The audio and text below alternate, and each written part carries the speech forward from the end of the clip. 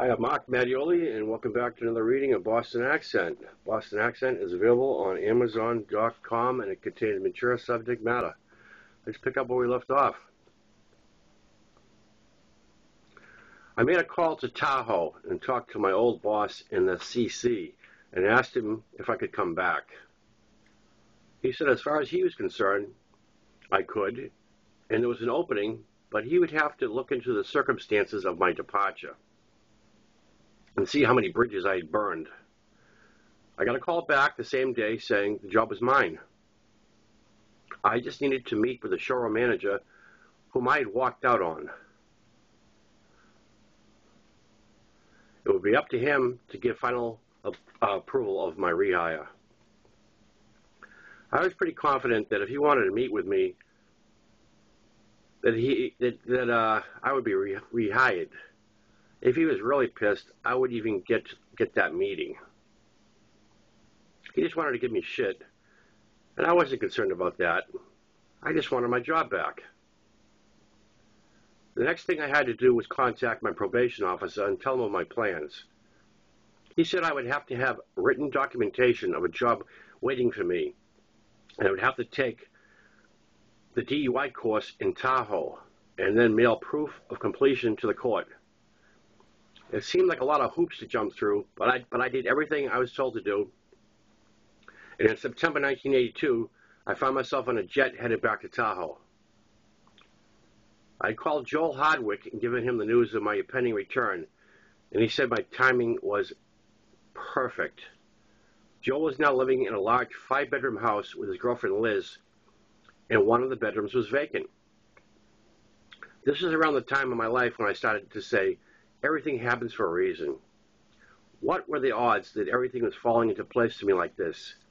I was getting a huge break in my life, and I needed to make the most of it and smarten up. But that was not to happen. I was 25 years old. The world was my oyster, and I was about to go down a road I had never been down. It's said that you have to hit rock bottom before you can save yourself, and I was on my way. Yes, I'd like to purchase a one-way ticket to rock bottom, please. First class, of course. If I'm going to do this, let's do it right.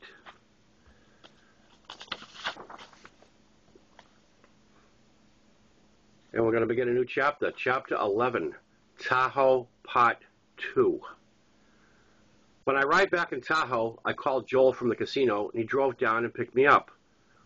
The new house he was in was about a half mile closer to the casinos than where I lived with Joe. It was also very secluded in the woods and surrounded by seasonal properties, which made it very private. A short walk through the woods, and you were in a supermarket parking lot with a bus stop out front. A short walk through another woods trail, and you came out to a laundromat and bar side by side. I would spend at least one day a week for the next 2 years in both of these businesses. When Joel's a short distance from the house, I asked him, so who lives in the other 3 bedrooms? Joel gives me a grin and says, you'll see when you get there. The way he was grinning, it had to be somebody I knew, but not necessarily someone I wanted to live with. We pull up on the driveway of a huge 2-story house with a steel roof that dropped straight down at a sharp angle over a covered front porch that ran the length of the house. Sitting on the porch were some very familiar faces, and not faces I wanted to see. My only thought was, you really did it this time. Seated on the porch, but getting to their feet as we got out of the car, was Joel's girlfriend Liz, John Freeze, Chip Banks, and last but not least, Troy Pepper. I had not seen Troy since the barbecue sauce and primer incident. I couldn't stand to be around John for more than 5 minutes, and I liked Chip, but I knew he didn't care much for me. The only one I was neutral with was Liz, who I hardly knew. Once again, I found myself saying, at least you have a roof over your head. I could see myself volunteering for every second of overtime to avoid being around here, and then I realized, we all work at the same casino. Everyone shook hands with me, and I got a hug from Liz. Troy clamped down on my hand like a vice. looking me straight in the eye, and he says, "I still owe you." I just nodded and entered the house. The front door opened on a huge living room that was completely void of any furniture. At the far wall to the left was a stone fireplace with hearth, and to the right of that was an open kitchen with a small dining room with a picnic table. Behind the table were sliders that went out to a modest, fenced-in backyard. To the immediate right of the front entrance was a staircase to the second-floor bedrooms and a second living room.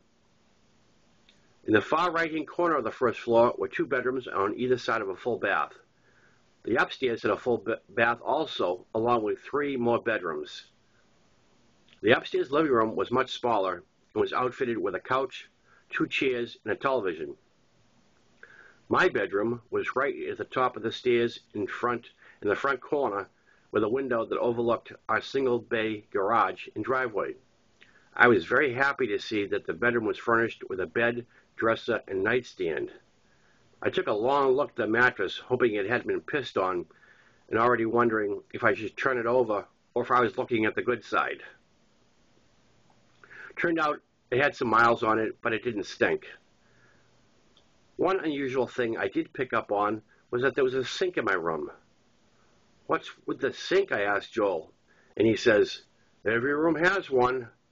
I thought about this for a second and said, "It's an old whorehouse." Joel nodded in agreement and said, "It has to be. Probably built around the same time as the casinos." Now that's a conversation piece, I thought. Better than any book I could lay out on a coffee table. I had an overwhelming feeling that this house and its occupants were a recipe for nothing short of total chaos. That would be my understatement of the year. The next day, I had a meeting with the showroom manager to get his approval for my rehire. The meeting went as I expected, with the manager more or less wanting my apology for throwing away a golden opportunity, like working in the showroom. He went on to say that this is my last chance, and I better not do this again in another department. And of course, I could forget about ever working in the showroom again. With tears in my eyes, I apologized up one side and down the other that I had learned my lesson and I would be a good employee going forward. As I exited my rehire evaluation, I was surprised not to get handed an Academy Award for my performance. The next day, I reported to the CC just like I had never left. Joel was still working there on first shift, and I worked on second shift with Troy and Chip. This actually gave Troy and I a great chance to know each other better, and we became very close friends. After our first meeting, who would have ever thought that? We got into a routine of going out every night after work to other casinos. Neither one of us gambled, but we would instead go to the clubs that had free entertainment and drink for 3 to 4 hours. When we were good and drunk, we would take the city bus home, where the regular bus driver knew us by our first names. Chip, on the other hand, rarely ever came with us. He always had an excuse to be somewhere else. His actions pretty much supported my suspicions that he didn't care for me, and he didn't seem to care for Troy either. My new roommate, John, was still working first shift as a supervisor, and he wasn't too bad to be around when he was sober. Joel's girlfriend, Liz, had transferred into housekeeping from the laundry room and was working first shift the same as Joel. The house quickly became known as Animal House, with excessive drinking and the occasional damage that would occur. Even though there was a fridge in the house, in the 2 years I lived there, I never put anything in it. I lived day to day, only buying food one day at a time and never leaving beer in the fridge. It would not be there the next time you looked for it. One day, walking to work, I came up behind a girl walking towards the casinos the same as me, and I couldn't take my eyes off her. She's wearing skin-tight jeans over a great ass with straight blonde hair tied back, bouncing with every step. I decided to walk faster to catch her. When I was right behind her, I said, "Beautiful day," or something to that effect, and she didn't respond or acknowledge me at all. I thought, that's odd. and I walked up alongside her. She looked up at me and smiled, and I said, "Going to work?" And she made a face like she didn't understand me and said, "What?" The way she said it, I knew she was deaf. I continued to talk to her, facing her at all times and speaking slowly so that she was able to read my lips. This was one new friend that wasn't going to make fun of my accent. Her name was Amy, and she worked at Club Tahoe in kitchen maintenance as a dishwasher. She'd been hired while I was back in Mass, along with her husband that she was now going through a divorce with. He worked graveyard as a supervisor in kitchen maintenance and was dating my ex, Sandy. I did not find this all out during this brief walk, but I pursued Amy almost immediately, and we drinks at the bar within a couple of days of our first meeting, and I had her back at the house within a week. The relationship never went anywhere.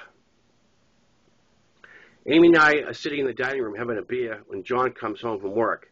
When they see each other, the jaws drop simultaneously.